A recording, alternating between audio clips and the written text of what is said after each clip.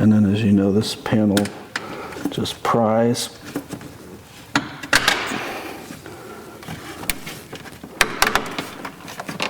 And if you have traction control or adjustable pedals, you'll have electrical there. If you don't have those, you still have the wires. They're just basically dummy connectors in there.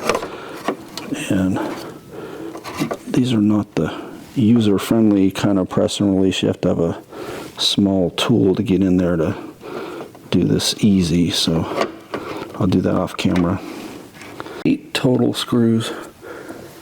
2 on this side, 4 across there, and then 2 up underneath there. Like I said, I think they're 7mm bolts or screws, whatever you want to call them.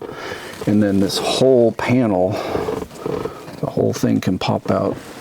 You can pull your light switch out separately as well if you want. I can't remember, you pry either up here or in here with a plastic tool. It may just come out. It may actually be easier to remove this whole panel than it's been a while since I've done it, so I can't remember if you have to get this out or if it will let you take the whole thing out. But that's what you have to do if you want to get your cluster out. It is out, and you don't really need the tool because you can just squeeze those metal brackets there and it will pop out.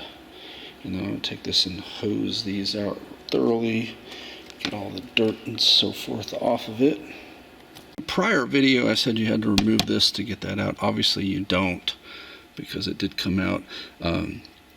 There's some like metal spring clamps that hold it in on the top, so don't be afraid to pull, because it was not like loosely in there. You have to give it a good tug.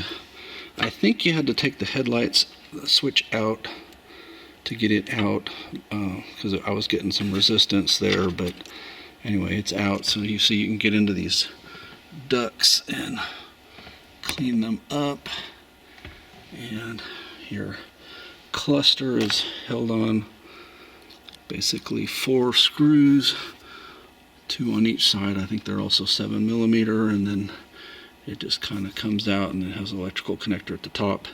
And the cool thing is you just pop that out and solder. You don't have to disassemble it. I did that in that one video. I thought you had to disassemble it, but the solder points are all visible from the back. Off camera, and clean some of this dust and dirt out of here for him, so he'll have nice clean air ducts to breathe. And like I said, I'll pull that cluster out and then resolder it.